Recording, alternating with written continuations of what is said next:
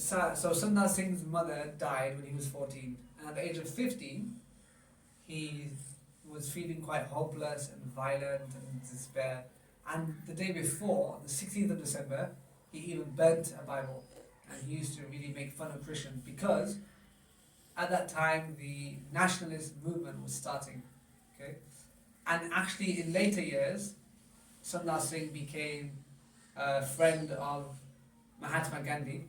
When he came back from South Africa, he heard about this guy because in 1920, an American priest actually said Sundar Singh was the second most famous living Christian in the whole world after the Pope. So people knew of him, and he went to Sundar Singh and he said, "Join my movement." And he said, "No, I'm trying to free people's souls. You're trying to free, their bodies from oppression. But here's my Bible." So anyway, at that time, the nationalist movement was rising, and he saw Christianity as a Western religion. So he had no interest. He went to a Christian school, and he burnt a Bible to show off to some friends. But he was feeling really hopeless, and his mum really loved him, and he loved her, and he wanted her. She wanted him to be very holy and devout. She was taking him to Hindu holy men, Muslim ones, Sikh ones. He understood Jainism, Buddhism. So he said, "God, if I don't hear from you, I'm going to go to Doraha Railway Station. It's about 3 kilometers. And I'm going to throw myself in front of the next train that I see. If you don't reveal yourself to me, I want to see the real God." So that was at 1:30. No, then he went to sleep. Then he woke up 1:30 a.m. because he used to do these holy prayers, like the Sikhs do, that his mom taught him, and read all the holy books and the Bhagavad Gita and stuff. So he was praying, but he didn't hear anything until he woke up at 4 a.m. Then he saw a bright light coming from that window. A bright light. So then he went out, but it was dark. So then he came back. He was like, "Where's that light come from?" And then he, I guess, was still meditating. And then again a bright light. Then he went out. So that's still dark. And then he came back and he said, maybe Krishna or Buddha's come here. So then he went, there's a thing that Hindus do to show their devotion. They kind of really flat. Like that. So he was doing that, and then he heard almost the same words that the Apostle Paul said 1900 years ago. And he heard, Sundar Singh, why do you persecute me? I am Jesus Christ who died for your sins."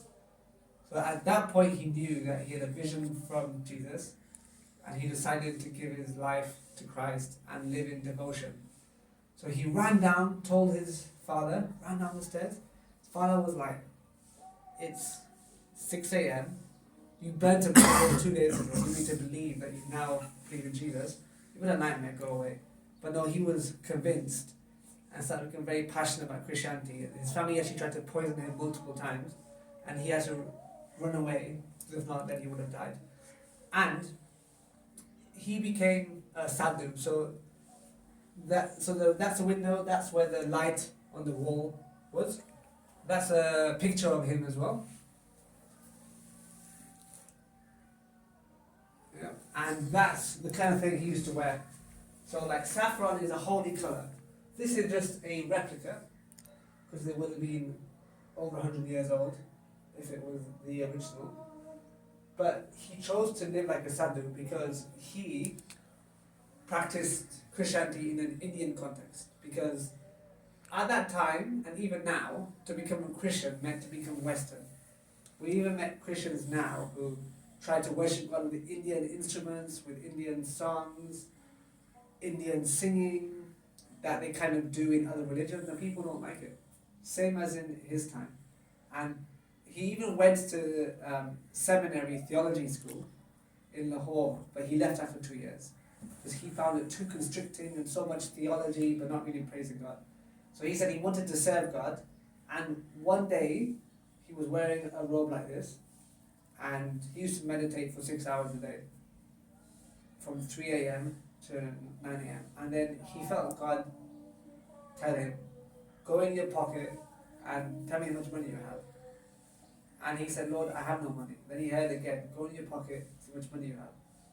And he said, Lord, I haven't even got any pockets, and I haven't got any money. And then he said, yes, you have no pockets and no money, but you have me. So you have more than enough. And people that have money but don't have me, they have nothing. So God used to provide for him all of his needs. And then he traveled all around North India, South India, Asia, North America, Europe, Australia. He wrote 13 books. I think 9 are published. And he had a very big heart for the unreached and for the Tibetans. And they used to call him the apostle of the bleeding feet, because he used to walk over the Himalayas or through the Himalayas with just his bare feet, and with the rocks and the cold, then his feet used to bleed. And he became ill in 1927, and a missionary of the name of Parker helped him in Derridin, and he said he has to go to Tibet again.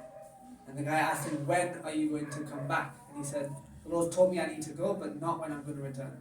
And in 1929, at the age of 39 and a half years old, no one saw him again. There's 3 different theories of what happened to him.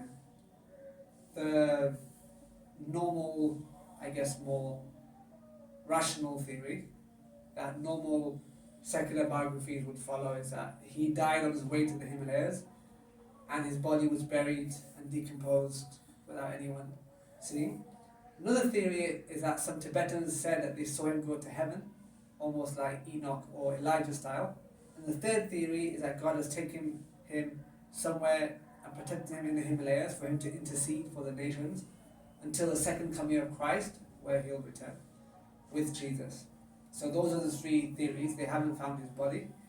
And this is the room where he had the vision, and this is the house where he grew up, and his legacy lives on because he was one of the first people to contextualize Christianity in the Indian context.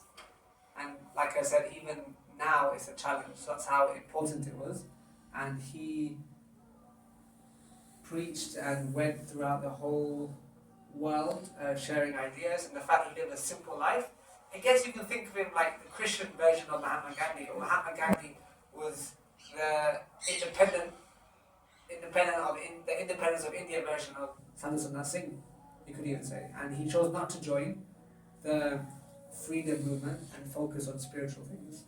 So that's about the life of Sundar Singh, and he sounds like a very amazing guy. And there's elements of my story, my mum's and dad's testimony that I can relate to. So I'll encourage you to read his books, find out more about him, even to visit this place near Ludhiana, Rampur village in India. And it's been a very encouraging time. So thank you, and God bless you.